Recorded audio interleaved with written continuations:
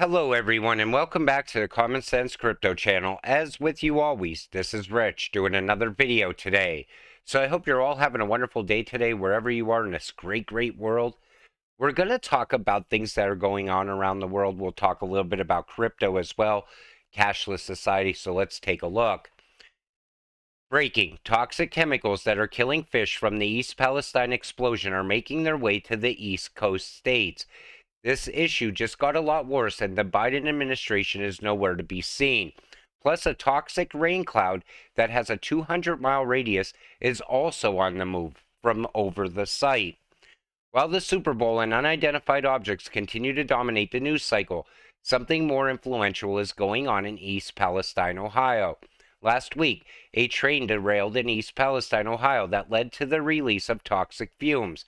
The situation has been tampered down by the media, and journalists are even getting arrested for reporting on the matter. "We basically nuked a town with chemicals so we could get a railroad open," said Sil Caggiano, a hazardous materials specialist.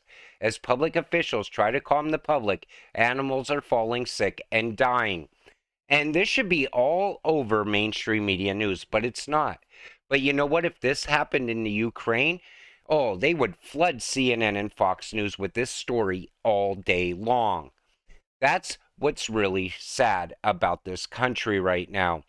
This happened in Ohio, one of the United States. Then there's this. So Netflix just shot a movie about a train derailing and spilling toxic chemicals into the air in East Palestine. It's the film adaptation of the postmodern novel White Noise by Don DeLillo, about a weird professor of Hitler studies in which death is the primary theme. So maybe we should pay attention more to the movies we see, because all of a sudden they made a movie about it and now it happened in real life. Same way when we talk about the World Economic Forum and Agenda 2030, you could look at movies from the past showing you what's to come in the future. And now here it is. And it's almost like we're living in a movie at this point.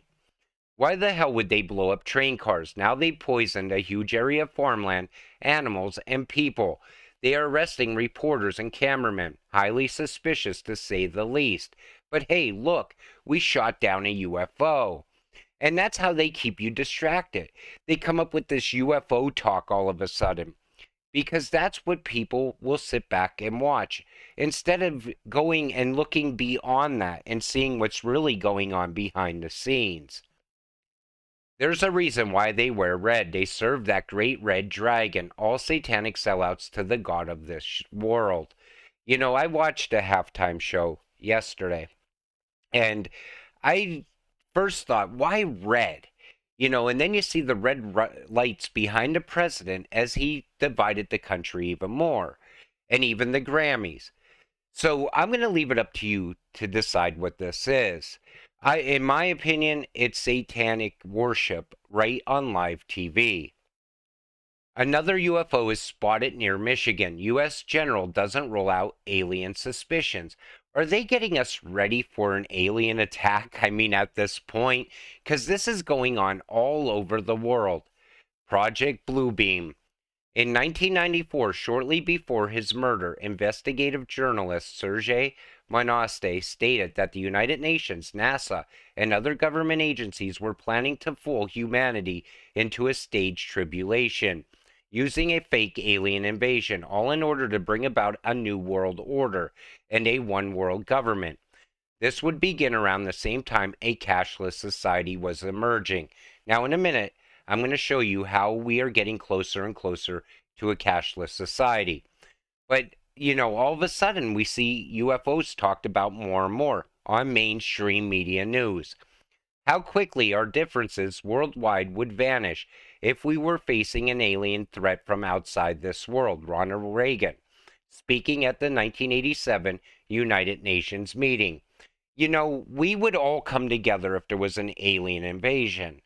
But why can't we come together to fight back against the World Economic Forum? That's what really doesn't make sense to me. The whole world right now seems to be fully divided because that's what they want. They want to keep us apart. Hillary Clinton It's time to ban cash to fight climate change. And here we go, right on cue. I don't believe we need to ban cash, period. In fact, a lot of people rely on cash to make ends meet. You know how many people in this country alone work under the table? They're probably pissed off because they're not collecting that tax money. Look at the president now all of a sudden wants to make sure waiters and waitresses are reporting their tips. It's pathetic. While the richest people in the world pay no tax. HRC is a New World Order, World Economic Forum spokeshole. These satanic elites want a cashless society and want to impose a digital ID with a CBDC in order to control our entire lives and make us feudal serfs. Climate change is just their excuse. And they always try to push it like it's a great thing, like we need to have a cashless society. It'll make everything easier for everyone. It'll make it easier for them to track your transactions. We don't know who's using a $100 bill today, and we don't know who's using a 1,000 peso bill today. The key difference with the CBDC is the central bank will have absolute control on the rules and regulations that will determine the use of that expression of central bank liability. And also, we will have the technology to enforce that.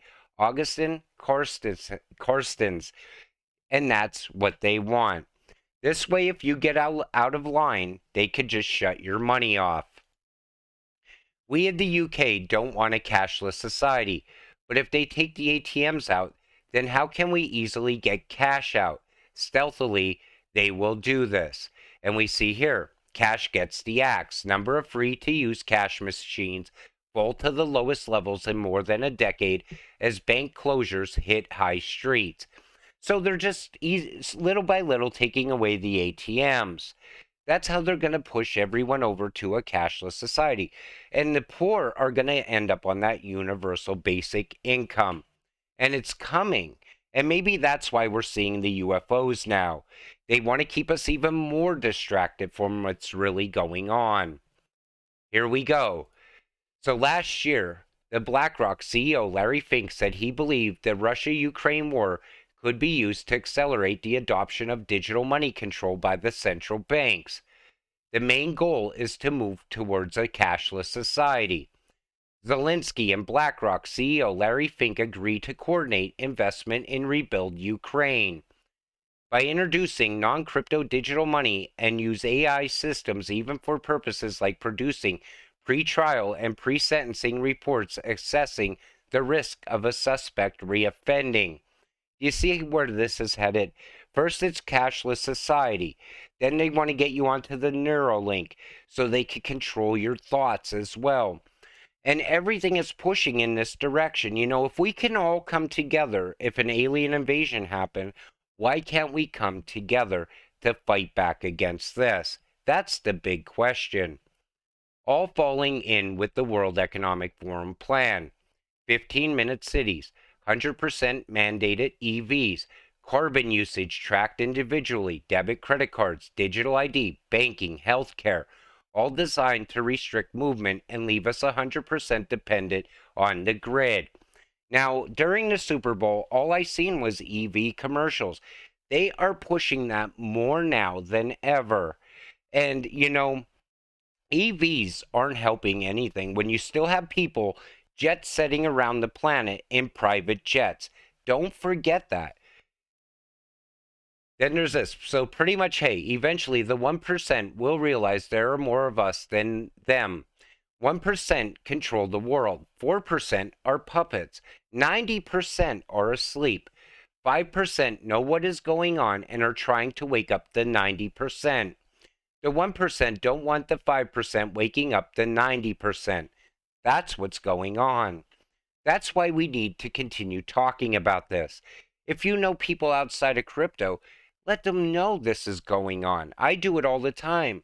I explain to people that have money in the bank about bail-ins. That can happen at any moment. Everybody thinks this government is in place to help us. It's not. They're not even helping the people of Ohio right now. with a toxic chemical cloud that's up in the atmosphere now and inside of a rain cloud, getting ready to rain down on everyone. The government doesn't care about me or you. They care about an agenda. They care about getting Agenda 2030 pushed out as fast as possible, while the rest of the 90% are still asleep. They need to wake up. Great. And why must we trust anything or any project referred to on the World Economic Forum website? So you knew FTX was tied to the World Economic Forum. And I still believe that the World Economic Forum used FTX as a puppet to crash out so that they could rush regulations, so they could rush a CBDC. Now, people would say this could affect XRP as well, but I don't believe so because Brad sits on the board at the World Economic Forum. And I believe the World Economic Forum knows that the world is going to need XRP once they bring on the liquidity crisis throughout the world. I believe it's all by design.